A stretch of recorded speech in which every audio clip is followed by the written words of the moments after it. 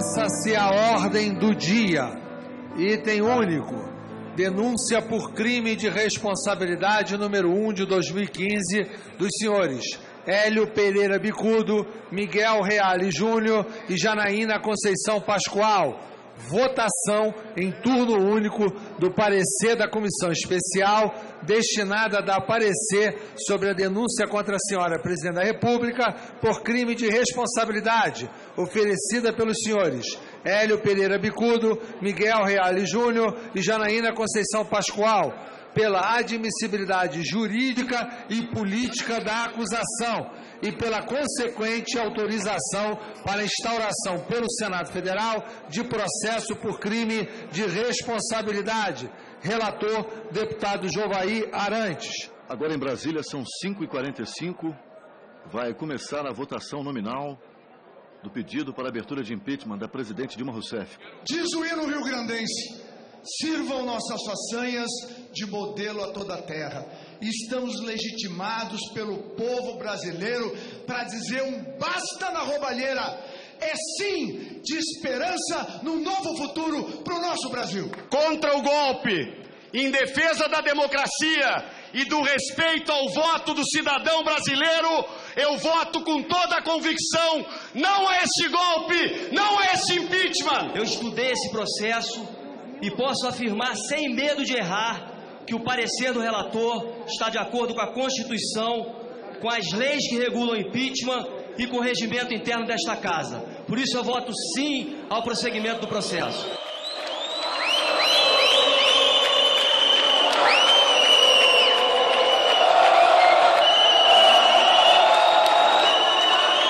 O que ocorreu a partir de 2013, com as manifestações ali em junho e tal, que começa com uma questão aparentemente banal, mas importante para a vida de milhões de brasileiros, que é a questão do preço da passagem. Começa em Porto Alegre, num rastilho de pólvora, se espalha pelo Brasil. Parecia ser a questão da mobilidade urbana ou da passagem de ônibus. Não, era um pouco maior. Era uma insatisfação com uma questão muito mais estrutural, que é a forma como se organiza a sociedade brasileira, né, e os seus vários braços. Ou seja, é necessário... havia um desejo enorme de mudança. Sobretudo entre 17 e 20 de junho de 2013, nós assistimos um fenômeno que a nova ciência das redes chama de swarming, ou flocking, que é um enxameamento. É quando acontece a irrupção assim, de muita gente por motivos distribuídos e por mecanismos distribuídos, ou seja, não é porque uma pessoa convocou e, de repente, juntou milhões. Alguns lutavam contra o aborto, outros lutavam a favor do aborto, outros queriam a PEC não sei o quê, outros queriam a melhoria na saúde, mas achavam que a educação tinha de vir primeiro e não tinha exatamente um culpado, não sabiam exatamente que caminho seguir para resolver toda aquela miríade de problemas. Nessas ocasiões, também houve essa fenomenologia da interação que nós chamamos de enxameamento ou swarming. Não é? É quando as pessoas se constelam por múltiplas razões, cada um tem a sua razão. Nessas manifestações, uma coisa importante é que cada pessoa é a sua própria manifestação, eles não são levados, não são acarreados, como se diz lá no México, né, por ninguém, eles não ganham sanduíche de mortadela e uma garrafa de tubaína e nem ganham jeton, não são manifestantes alugados, não é? São pessoas que vão pelos seus próprios motivos, com as suas próprias pernas e podem decidir se vão ou não vão. Então, isso é um movimento típico de sociedades altamente interativas, altamente conectadas. Isso não é produzido pela tecnologia, é bom que fique claro isso. Isso é uma dinâmica nova que acontece na sociedade, que é auxiliada por novos meios de comunicação interativos em tempo real.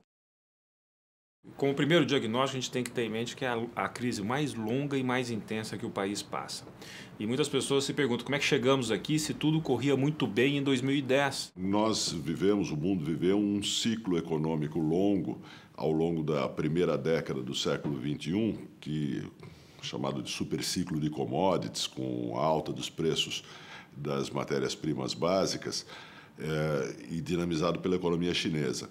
Esse longo ciclo teve um impacto político muito claro. Se consolidaram uma série de blocos de poder, uma série de regimes em diversos países, diversas economias emergentes, que estabilizaram a situação política desses países.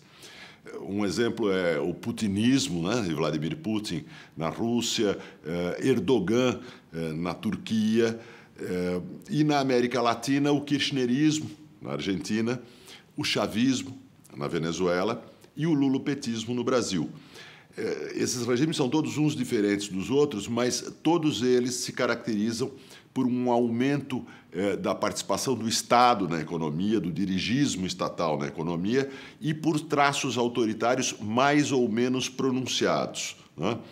Todos esses regimes entram em crise junto com o fim desse ciclo internacional longo das commodities. O que a gente viu em 2013, mais intensamente em 2014, e para fechar com 2015 com o déficit primário maior da história do Brasil, na verdade é uma consequência de atos de vários anos aos poucos sendo implementados no país e que foi muito difícil perceber esse desmonte daquilo que a gente chama do tripé macroeconômico do Plano Real. Meta de inflação, superávit primário e câmbio flutuante.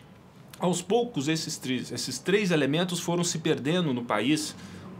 Eu digo aos poucos, por isso que a gente encerra 2014 e 2015 nessa situação. É quando nós fechamos todo o arcabouço de erros de gestão de política. Essa conjuntura já de depressão econômica, algo que nunca tivemos na história do Brasil, com indicadores negativos que são superiores a 1930 e 31, que foi um momento muito difícil. Essa vez a situação muito pior, tal. Não há uma crise econômica internacional como teve em 1929, que afetou duramente o Brasil. Agora não, a situação é distinta, há um crescimento relativamente harmônico no mundo, nos principais países, tal, inclusive países próximos ao Brasil. E nessa situação a crise foi aumentando, quer dizer, a crise econômica foi uma das raízes de chegarmos à situação que vivemos agora. Quando você chega em 2014, aí é o ápice da crise, né? O governo usou todos os seus artifícios, perde bases sociais, mas mesmo assim consegue vencer as eleições de 2014, que foi, eu escrevi sobre isso, a eleição mais suja da história do Brasil, né? É a eleição do Petrolão, quando todo o dinheiro do Petrolão, que já tinha sido usado em menor escala em 2006, já tinha sido usado em escala maior em 2010, mas foi usado em escala hiperbólica em 2014, né, com algo nunca visto na história do Brasil. Aquela apuração no final foi uma coisa muito esquisita, né, onde o Aécio estava ganhando, de repente parou, ninguém mais sabia o que estava acontecendo, pouquíssimas pessoas participaram lá internamente, lá no STE da apuração, e de repente a gente teve a surpresa, né? Dilma foi eleita. Aquela vitória já era derrota, né? Aquela fratura, aquele país partido. Tanto que o seu segundo governo já começa com enormes dificuldades, ela sequer consegue nomear um ministro da Fazenda, convida um, nega, o outro diz não, convida o segundo, diz não, o terceiro diz não, acha Joaquim Levy, que é alguém de pouca expressão, inclusive no mundo financeiro, no mundo econômico, coloca como ministro da Fazenda, mas que já chega enfraquecido, que ele não foi o primeiro da lista tal. E aí a crise se intensifica. Terminadas as eleições, foi-se verificar que, efetivamente, o estado da economia brasileira era desastroso. A política brasileira, a econômica brasileira, estava em frangalhos, absolutamente destruído. Crime de responsabilidade fiscal é um crime gravíssimo. O desemprego pelo qual nós estamos passando, o descrédito do país no cenário internacional, o abalo da confiança dos investidores no Brasil, tem tudo a ver com o crime de responsabilidade fiscal que foi cometido para garantir o estelionato eleitoral de 2014. Ela enganou os agentes econômicos, ela enganou a comunidade internacional, ela enganou o país. Isso é gravíssimo. E isto teve continuidade em 2015. Eu sou uma das pessoas que nunca tinha feito nenhum tipo de ativismo político. Agora, quando eu percebi que havia uma oportunidade de juntar pessoas que estavam com uma vontade comum e que não estavam fazendo nada, e queriam ajudar e não sabiam o que fazer, foi aí que eu peguei esse vírus e que me trouxe a motivação de ir buscar essa organização do país e de uma população indignada e inativa. Olha, eu sempre gostei de política, tá? O meu avô era espanhol e ele sempre abria o jornal quando eu era pequena, me fazia ler o jornal e discutia política comigo. E eu cresci gostando de ver esse tema, mas nunca me envolvi porque eu não sou uma pessoa política, muito pelo contrário. Depois que esse grupo de amigos foi para as ruas e conheceu outros, começamos a aproximar, a criar mais amizades e esse grupo foi aumentando. Eu acabei vendo ali a possibilidade de se mudar o país em que vivia e de colocar as minhas ideias para fora, fazer com que outras pessoas escutassem o que eu tinha a dizer, principalmente quanto à questão dos negros no Brasil, que sempre foi colocado como uma vítima da sociedade, como um fracassado. Então eu me coloquei sempre de forma muito clara contrário às cotas sociais e contrário a todos esses movimentos que dizem que os negros só conseguem sucesso na vida se ajudados pelo Estado. O perfil das pessoas é extremamente variado. Você tem profissionais liberais, advogados, médicos, consultores, autônomos, funcionários, trabalhadores de diversas classes sociais. O movimento Vem Pra Rua nasceu da realização de que a população brasileira estava num nível histórico de indignação. O Revoltados Online existe até muito antes disso. O Marcelo Reis, que é o fundador do Revoltados, ele fundou acho que há uns 10 anos atrás, mas ele não tinha foco político. A gente percebeu a necessidade de organizar uma maioria de forma que ela se fizesse ouvida. O Brasil é um país onde você tem minorias muito barulhentas e maiorias desorganizadas. O movimento Vem Pra Rua nasceu da necessidade de organizar as maiorias de forma que a sua voz fosse unida, fosse ouvida em uníssono. Em um determinado momento, quando a sociedade civil começou a se engajar mais nos temas políticos, e aí surgiu o Facebook, as pessoas começaram a cobrar isso e a mudar um pouco o foco de atuação dele. E aí ele começou, então, a atender, né, a demanda ali dos seguidores da página e foi se focando só nas questões políticas. E decidimos montar grupos de WhatsApp para começar a criar um movimento e começar a mostrar a indignação. Isso foi crescendo. Hoje nós estamos perto de 1 milhão de seguidores no Facebook. Nós temos mais de 10 mil pessoas nos grupos de WhatsApp, entre maçons e não maçons. O movimento nas ruas nasceu em julho de 2011, depois da votação secreta, né, o voto secreto parlamentar, da não cassação da Jaqueline Roriz, que era do DEM. Então ele não nasceu como um movimento de direita ou de esquerda, ele nasceu um movimento contra a corrupção, contra a falta de transparência do poder público. Ele foi se organizando através de manifestações por todo o Brasil, 7 de setembro, 12 de outubro, 15 de novembro, até que nós fomos chamados de indignados e ignorantes, porque a gente não sabia muito bem o que pedir, né? Eu nunca tinha mexido com política na vida, eu era uma indignada que trabalhava e que tinha, né, horário comercial para trabalhar e de repente se vê meio que quase que obrigada, se sentindo meio que na obrigação de fazer alguma coisa pelo meu país. Eu comecei a perceber, né, que estava havendo uma espécie de ruptura de representatividade. Quando aqueles políticos que estão lá para nos representar, né, por um modelo de democracia representativa, deixaram de nos representar e passaram a defender a própria classe deles. E nessa ruptura, a gente percebe que a República começou a adoecer, né? E nós, né, que temos aí uma participação, né, até social, a gente tem que levar essa informação de que algo está errado. O que essas pessoas têm em comum é que elas perceberam que, de novo, se os brasileiros conseguissem pela primeira vez se organizar num prazo maior, e não apenas por causa de um evento, por causa de um presidente, por causa de um fato político, o efeito para o país poderia ser muito grande. Quando as pessoas percebem que isso é possível, que realmente nós podemos mudar o Brasil organizando as maiorias, isso acaba tocando o coração das pessoas e com o coração tocado, as pessoas começam a achar tempo nas suas vidas para fazer isso. Ele surgiu como uma dissidência dos movimentos que apresentaram aí no final de 2014 com a ideia de limpar o Brasil da corrupção e que posteriormente começaram a abordar ideias de impeachment. E nós identificamos que era também um momento importante para pautar reformas do sistema político.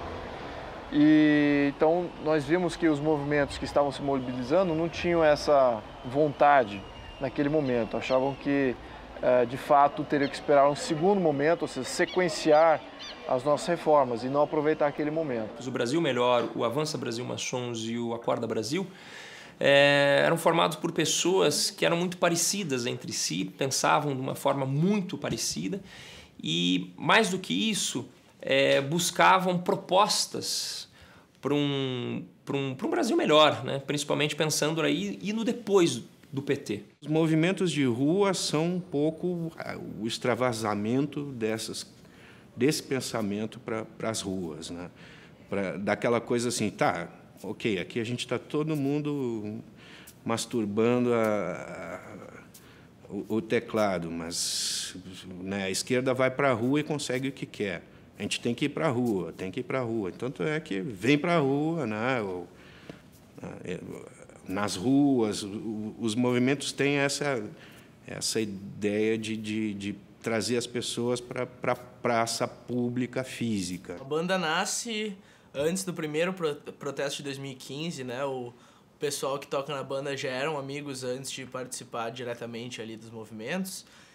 E se inspiraram nas torcidas de futebol aqui do Rio Grande do Sul, nas chamadas Barras Bravas, que são torcidas como a do Grêmio, como a do Inter, como as de times da Argentina, do Uruguai. Ao longo das semanas anteriores à manifestação do dia 15 de março, tanto eu quanto outras pessoas que estavam nos ajudando na época como voluntários do MBL, o MBL ainda não tinha muita cara no Rio Grande do Sul, mas éramos voluntários da causa, né, e estávamos panfletando. E nas panfletagens, um dos fundadores da banda inventou a música Chora Petista, até como uma forma de brincar com a questão dos cânticos de torcida e ter uma diversão ao longo daquela atividade de panfletagem, que na sinaleira é desgastante, né? Tu fica ali, vai, panfleta, recebe uma janela, alguém não quer panfleto, outro quer e tal. E assim era uma forma da gente se entreter. Chora petista, bolivariano.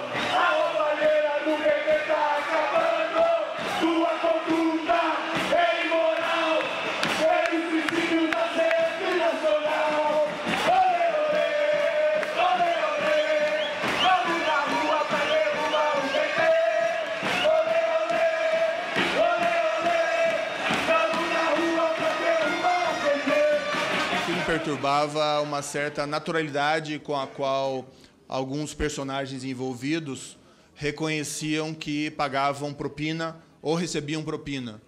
Então, não raramente, algumas pessoas ouvidas em juízo, que admitiram os fatos, afirmavam que pagavam isso como uma espécie de regra do jogo. Então, por que se pagava propina? Porque era assim, havia uma regra, e às vezes utilizava a expressão, uma regra de mercado, de que em todo contrato público daquela área específica, daquela estatal, havia um pagamento de uma comissão em um percentual calculado sobre os contratos. Claro que muita coisa do que foi dito nesses casos demanda prova de corroboração, mas, ilustrativamente, esses 4 ex-diretores da Petrobras condenados, todos eles foram surpreendidos com saldos milionários em contas bancárias no exterior, especialmente na Suíça. O patrimonialismo, a captura do Estado por agentes políticos e empresariais privados que se associam para capturar o Estado é muito antigo no Brasil. Isso não é novidade nenhuma. Isso faz parte da formação do Estado brasileiro e faz parte da formação da sociedade brasileira. Entretanto, o PT trouxe uma novidade, sim. Qual foi a novidade? A centralização da corrupção. É muito interessante se você toma a delação do ex-deputado Pedro Correia, do PP, ele conta como as demandas de propinas e de cargos no aparelho público da base aliada eram discutidas não à sombra, em algum gabinete escondido, no subterrâneo. Eram discutidos no Conselho Político, sob o comando de Lula, no Conselho Político do governo, né, sob o comando de Lula, com o Zé Dirceu ao lado, Antônio Palocci do outro lado, e o demandante na mesma mesa. O que a gente teve no mensalão perto do Petrolão foi um bando de larápios batendo a carteira do nosso Brasil. O que a gente teve no Petrolão foi o sangramento da maior estatal brasileira, né? Uma das maiores empresas do mundo, que foi totalmente dilapidada, destruída por um projeto político criminoso de poder. Veio à tona o grande esquema de corrupção que o PT montou no país. O maior esquema de corrupção conhecido na história recente do país. A corrupção, ela adquiriu um caráter sistêmico, não é? Ou seja, conduzida pelo partido político, atendendo a uma estratégia política de longo prazo, não é? Você veja que o PT tem 3 ex-tesoureiros presos, quer dizer, nenhum partido conseguiu essa proeza, não é?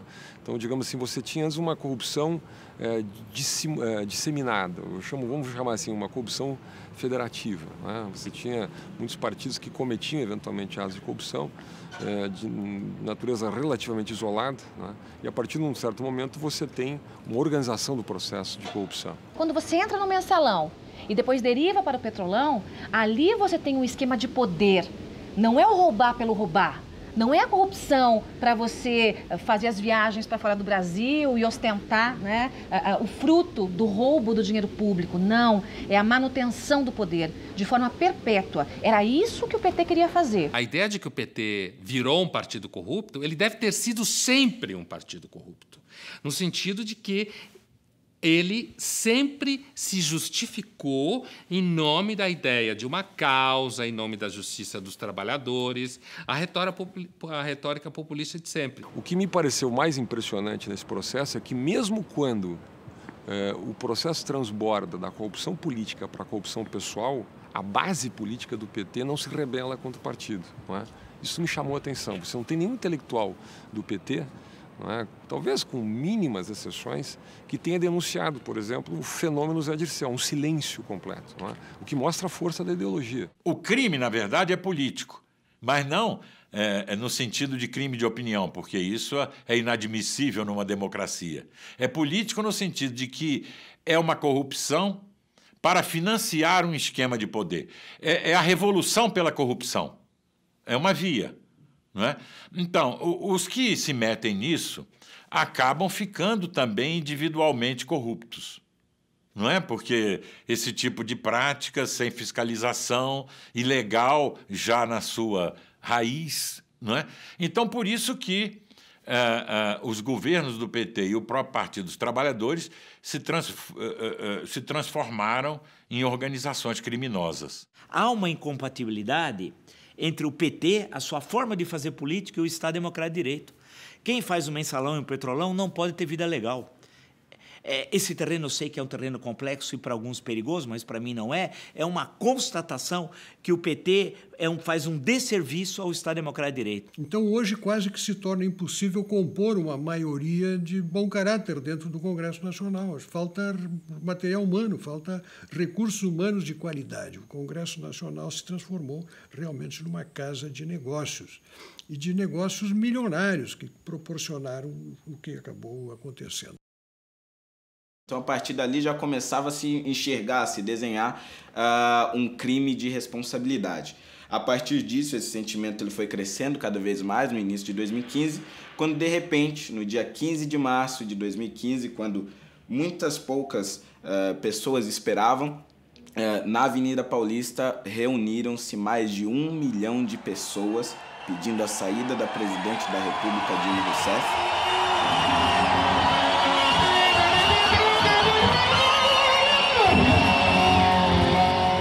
Mais outros milhões de pessoas se reunindo no Brasil inteiro, somando aí, se você pegar números da Polícia Militar, em torno de 2 a 3 milhões de pessoas com uma pauta focada, diferentemente das manifestações que também tiveram em 2013 com diferentes pautas, etc. Em 2015 o Brasil teve manifestações focadas justamente na Presidente da República e eu posso dizer que muitos não esperavam, aliás, ninguém esperava que a manifestação do dia 15 de março tivesse o tamanho que teve, né, e a indignação crescesse do modo que cresceu.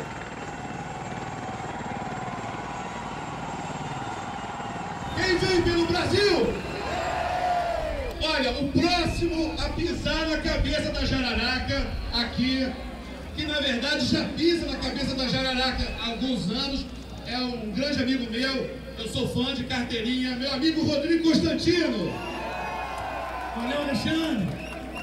Bom dia a todos, patriotas! É um prazer estar aqui, eu confesso que eu me sinto mais em casa nesse caminhão do que no outro. Lá tem muito tucano, tudo bem, são aliados pontuais, mas aqui é o Movimento Brasil Livre, que é apartidário e por um Brasil fora, longe de esquerdistas. Qualquer um dos 30 tons de vermelho que estão lá na política. A Dilma Rousseff não controla o Sérgio Moro! A Dilma Rousseff não controla a Polícia Federal! A Dilma Rousseff não controla o Ministério Público! Mas mais importante que tudo isso, a Dilma Rousseff não controla o povo brasileiro na rua! Nós não vamos sair na rua enquanto esse governo não cair de podre! Eu costumo responder que nós que estamos aqui estamos mostrando que é possível fazer a diferença. Que é possível, sim, dentro das regras do jogo, fazer a diferença ainda nesse país. Porque nós não queremos viver em outro país, nós queremos viver em outro Brasil!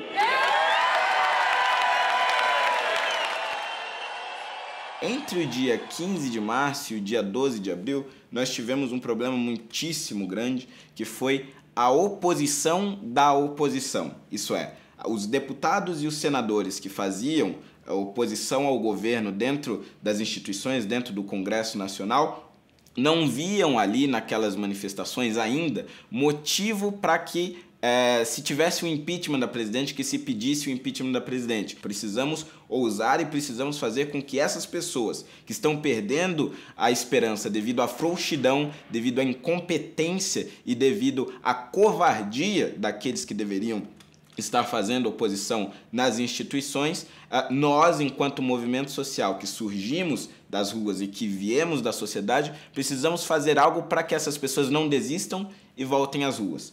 Então, nós decidimos uma ideia aparentemente maluca, e muitos até hoje consideram maluca, caminhar da cidade de São Paulo, a maior capital do país, até a capital federal, Brasília.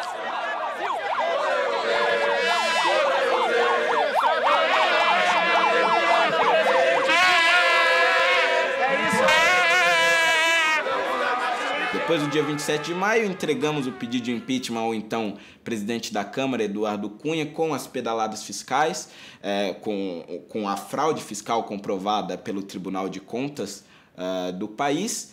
E aquele não seria o pedido a ser votado posteriormente, mas já era o primeiro com uma base legal. Fomos recebidos por líderes da oposição em Brasília. Chegamos naquele dia, saímos de São Paulo com 20 pessoas.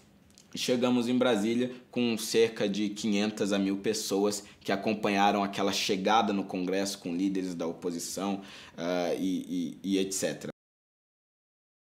Na prática, os atos de improbidade que a presidente praticou são muito mais, em um número muito maior do que aqueles que estão no processo de impeachment dela. Quando eu fiz o meu parecer, ainda o Tribunal de Contas da União não tinha se manifestado sobre as pedaladas. Então, eu só abordei culpa grave. Peguei o seguinte: houve corrupção na Petrobras? Houve. Ela tinha conhecimento, foi presidente, ministra, presidente da República, presidente do Conselho. Analisei fundamentalmente o aspecto da culpa grave. O pedido de impeachment, inicialmente, tinha como fundamento fatos que foram excluídos pelo presidente Eduardo Cunha de forma absolutamente indevida, porque se relacionavam com questões relativas à Petrobras, a fatos ocorridos no mandato anterior. Referia-se, inclusive, à compra da refinaria de Pasadena, mas principalmente pela omissão dolosa da Presidente da República em não ter estabelecido a responsabilidade dos seus subordinados, como deveria fazer, sabedora das irregularidades que eles haviam praticado. Ela negou para a nação, mesmo quando as autoridades já vinham levantando os indícios, quando a imprensa já tinha percebido. E não só negou, como manteve pessoas no governo que estavam muito envolvidas, tentou fazer com que o presidente Lula virasse ministro. Então, assim, foi uma sucessão de ilicitudes que fez com que nós tomássemos essa iniciativa. Né? No primeiro momento, o doutor Eli e eu, e depois com o ingresso do professor Miguel. E quando entra o professor Miguel, entram também os movimentos sociais. São fatos da maior gravidade. Foi uma grande conquista do Brasil se ter uma lei de responsabilidade fiscal, porque é no equilíbrio fiscal que se baseia a saúde da economia de um país. A possibilidade de se saber o que se tem como receita e o que se gasta gera, obrigatoriamente, junto aos agentes econômicos, confiança, gera estabilidade, gera controle sobre a inflação. E foi exatamente isto que a presidente Dilma não realizou. Ou seja, ela praticou uma política fiscal eleitoreira, uma política fiscal irresponsável. Essa questão de pedalada ela fica um pouco mal entendida, porque pedalada parece dizer eu joguei isso para frente. Tem duas formas de fazer. A primeira delas, e não é novidade, vários governos fazem. Eu tenho dívida aqui e vou pagar essa dívida o ano que vem. Então, eu encerro o orçamento desse ano e deixo para pagar essa dívida no próximo. Então, pode entender isso como uma pedalada, mas é corriqueiro. Né? Empresas fazem como se fosse uma geração de dívida. Eu não tenho um caixa para pagar hoje, eu vou te pagar no próximo orçamento. Outro tipo de pedalada é quando tu realmente faz aquilo que o governo fez com os bancos, é dizendo, está me faltando dinheiro em caixa. E eu preciso pagar a Bolsa Família, eu preciso dar o crédito para minha casa, minha vida, eu preciso pagar minhas contas do dia a dia. E eu não tenho esse dinheiro, bom, mas eu tenho um grande banco que é meu, que é a Caixa, que é o Banco do Brasil, que é o BNDES, então eu vou usar esses bancos. Isso realmente a lei não permite, porque uma das origens da inflação alta no Brasil foi exatamente permitir os governos utilizarem os bancos públicos para se financiarem. Quando veio o Plano Real, essa foi uma medida importantíssima. Cortar essa ligação que existe entre o criador de moeda, que é o banco, e o que gasta essa moeda e gera desequilíbrio, que é o governo. Então, a lei fez isso exatamente para permitir que a gente tivesse um equilíbrio inflacionário. Quando o governo rompe isso, ele infringe a lei e coloca em risco toda a sociedade, que foi o que aconteceu. Né? A inflação ela começou a disparar exatamente porque a quantidade de moeda que o governo começou a jogar na economia era muito maior do que o necessário. Nós alegamos basicamente 3 pontos, né, com previsão legal e constitucional, de que a presidente abriu créditos não autorizados pelo Congresso, que fere a lei orçamentária e a responsabilidade fiscal, que a presidente violou a Constituição e a lei de responsabilidade quando ela pega empréstimos de bancos públicos, o que é assim terminantemente proibido, para pagar dívidas próprias e não contabiliza isso, de forma que a população não tenha como saber que ela está praticando uma ilicitude. E também em virtude da presidente ter sido muito leniente com tudo que aconteceu na Petrobras e ter negado, né, reiteradamente os desfalques que estavam acontecendo nessa empresa pública, que já foi um orgulho nacional e hoje está no fundo do poço. Então, eu examinei o pedido de impeachment, está muito bem elaborado, né, juridicamente muito bem fundamentado, e está tudo bem, vamos lá.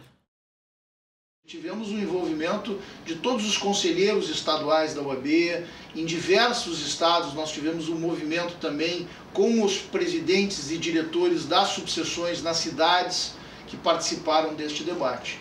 A partir desse debate feito, nós tivemos um resultado de 26 das 27 capitais brasileiras, 26 dos 27 estados votaram pelo impeachment da presidência da República, aí já agregando outros fatos que não sejam apenas a questão das pedaladas.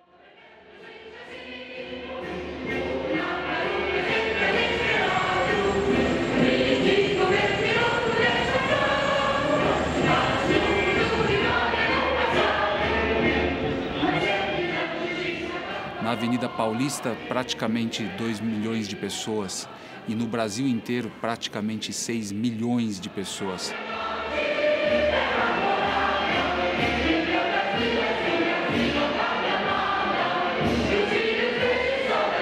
Tive um momento que eu estava ali em cima do caminhão, a gente já tinha dado a abertura oficial, que a gente tinha marcado entre todos os grupos, que era, eu nem lembro se era às 15 ou às 16 horas, e eu fiz o meu discurso de abertura ali, que nós havíamos combinado que eu faria, e depois eu sentei no caminhão lá em cima, né, aquele barulho todo lá embaixo, e fiquei pensando do dia que a gente foi a primeira vez ali se reunir num barzinho, depois a primeira vez na rua, em vários momentos o que ocorreu ao longo dessa trajetória foi um momento nostálgico e que me fez lembrar de algumas citações que valeram a pena ter passado, né? Aquele dia foi impressionante. Eu não via-se o fim da avenida, uma multidão inteira gritando.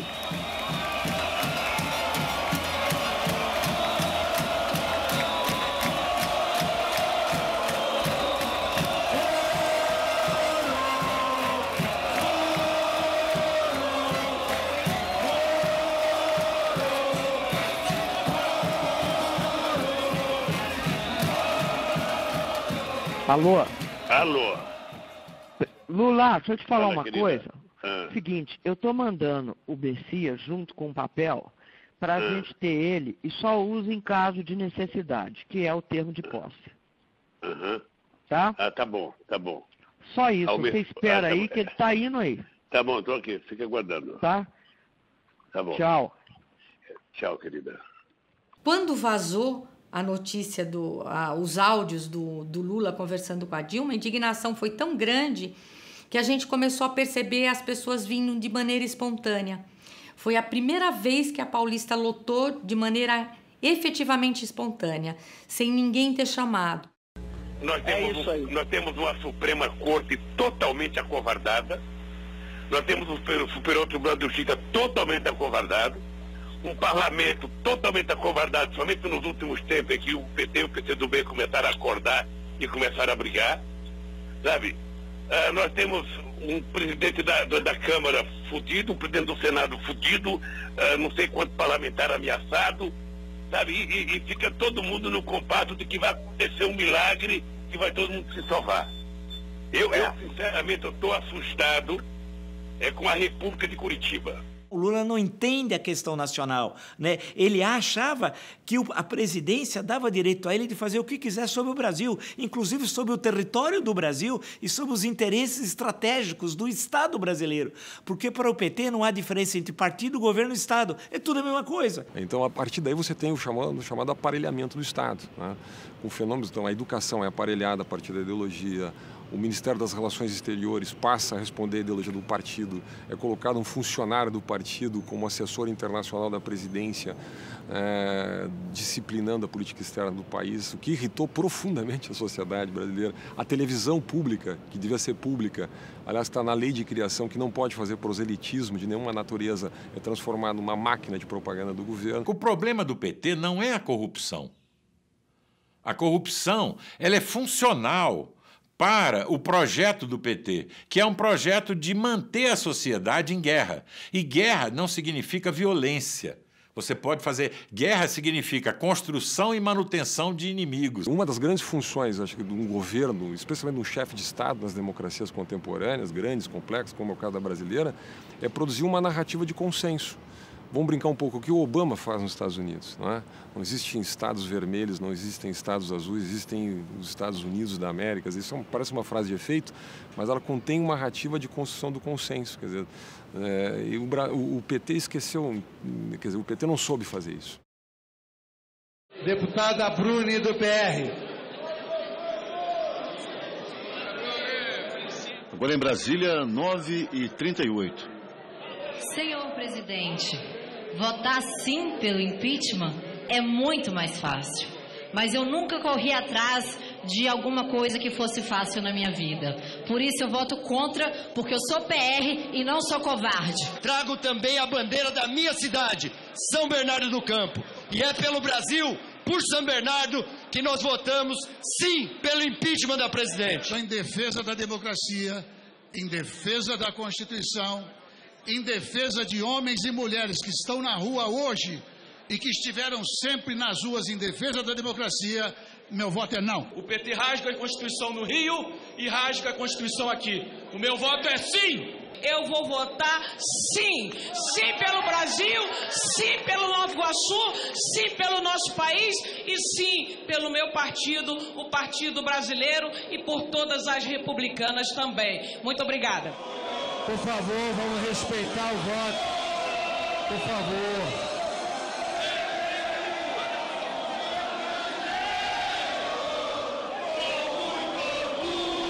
O deputado Bruno Araújo, do PSDB do Estado de Pernambuco, vai ser o voto de número 342, 341 agora favorável ao processo de impeachment da presidente Dilma Rousseff, a abertura do processo de impeachment, vai autorizar o Senado, então, a fazer a investigação, julgar a presidente da República. Então, com o voto de Bruno Araújo, teremos os 2/3 necessários para autorizar a abertura do processo. Senhor presidente, por favor, eu quero... Quanta honra! Por favor. Quanta honra o destino me reservou de poder... Quanta honra o destino me reservou de poder... Da minha voz saiu o grito de esperança de milhões de brasileiros. Senhoras e senhores, Pernambuco nunca faltou ao Brasil. Carrego comigo nossas histórias de luta pela liberdade e pela democracia. Por isso eu digo ao Brasil, sim pelo futuro! 342 votos favoráveis, então a Câmara autoriza a abertura do processo de impeachment da presidente Dilma Rousseff. Ainda faltam alguns votos, são 511 deputados no total, e agora a gente observa comemorações dos deputados que fizeram essa votação majoritária. Os 2/3 dos deputados autorizam então a abertura de processo. Aí finalmente no dia do impeachment existia aquela tensão, vários grupos também se reuniram na Paulista novamente. Mas eu fui para a rua já com uma sensação diferente das outras manifestações, como assim, já está ganho isso.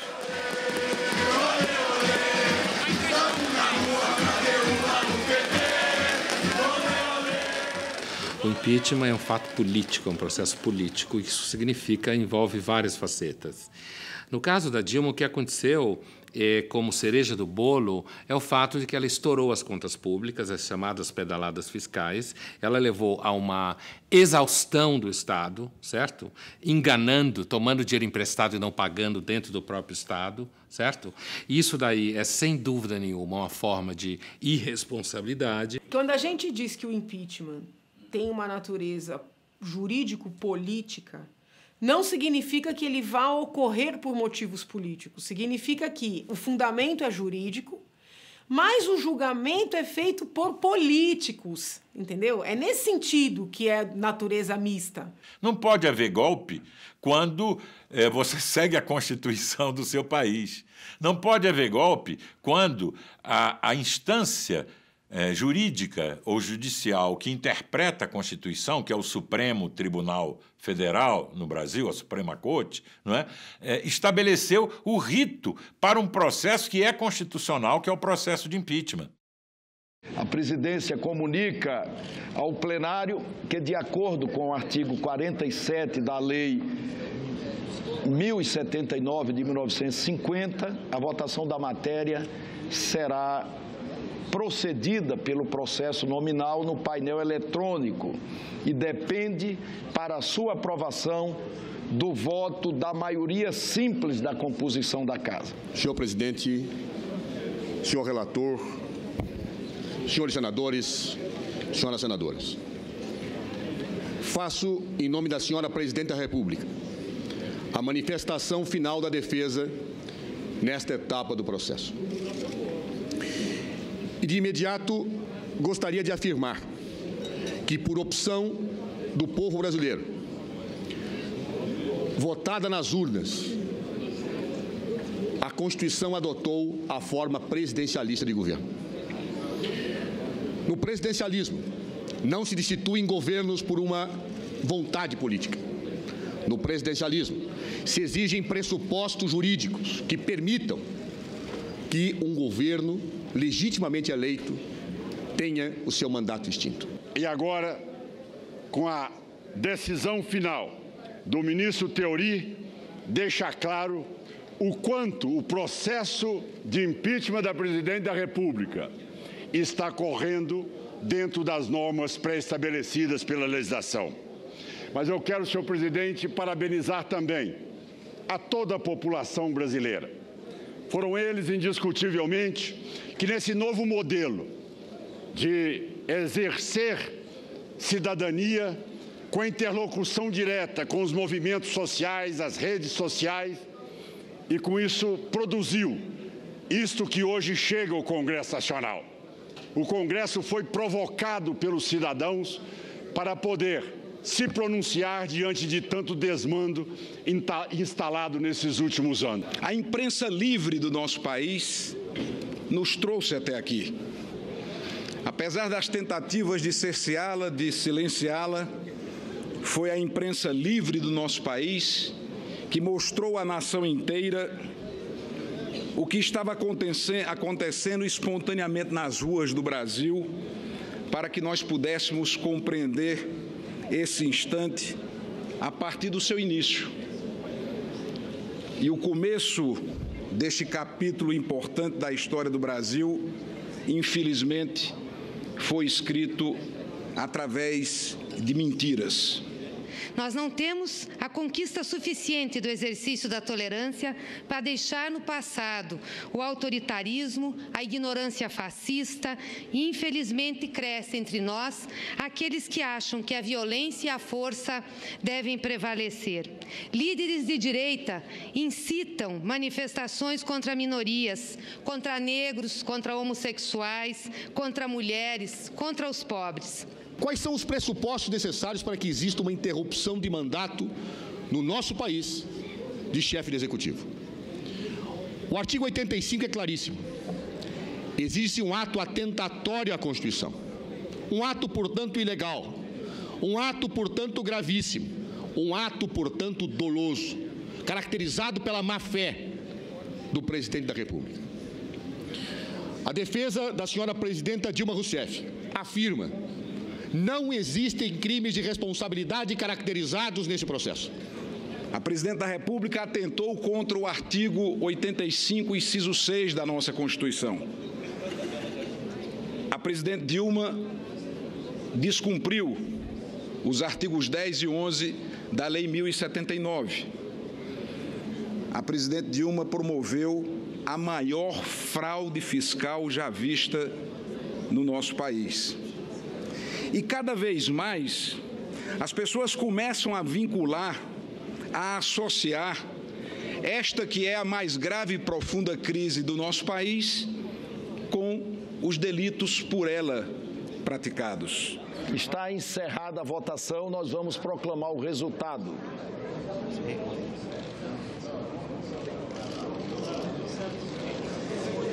Sim, 55.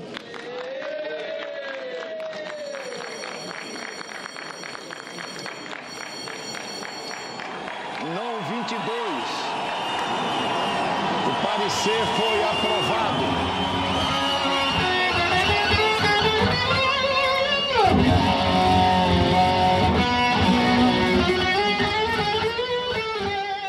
É evidente que ela foi eleita pelo povo, mas a Constituição diz: aquele que é eleito pelo povo e comete aqueles atos que o artigo 85 não permite, tem que ser afastado. Da mesma forma que ela foi eleita pelo povo, pelo artigo 85, 81 da Constituição, ela é presidente, dessa mesma forma, ela pode ser afastada pelos artigos 85 e 86 se cometer um ato de improbidade. Ela cometeu diversos, só um deles é que foi analisado. Então, dizer-se que é golpe, eu fico pensando, poxa, já tem 22 decisões do Supremo Tribunal Federal confirmando os procedimentos desse dito golpe, né?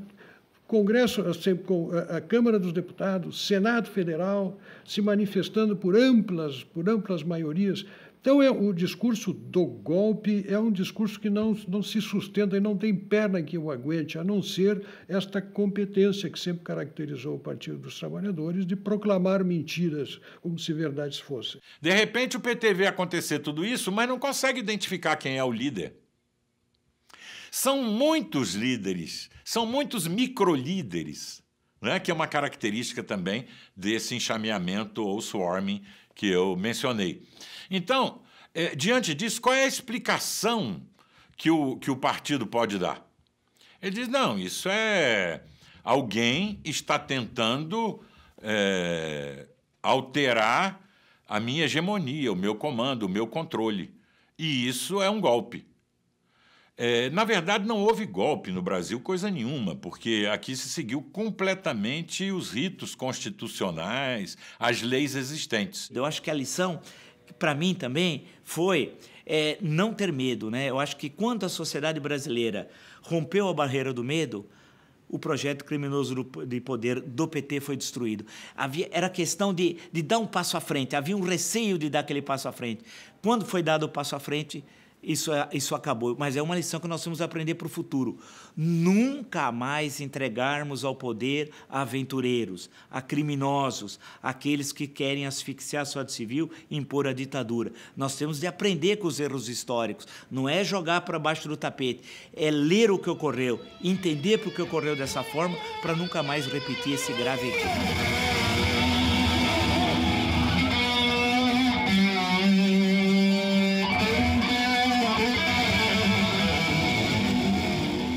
Mais intenso, sem dúvida nenhuma, foi quando falei no plenário da Câmara dos Deputados, no dia da votação da autorização do processo.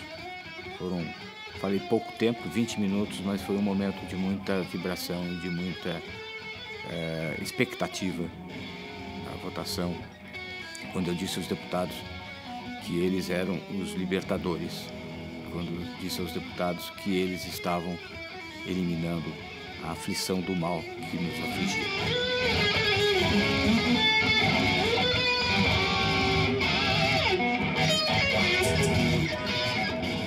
Lembro que ali a gente fez uma festa, eu estava na frente da Fiesp, junto com o meu grupo e diversos outros, todo mundo ali se abraçando, gritando, como numa partida de futebol, né? Dentro do ativismo político estava sendo o primeiro momento em que de fato eu comemorava aquilo como um gol, né?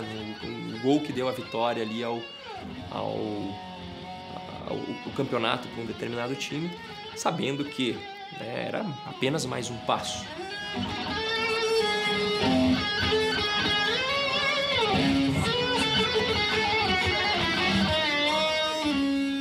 Então, quando a gente percebeu que algo que começou tão pequeno tinha tomado aquelas dimensões, logicamente aquilo toca muito no coração da gente e na esperança.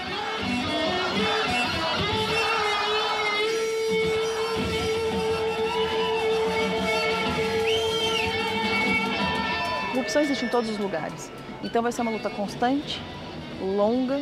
Eu acho que eu vou estar velhinha lutando contra isso ainda, mas eu quero crer que quando eu estiver lá na frente, olhar para os meus netos, eu vou dizer, a gente deixou um país melhor para eles.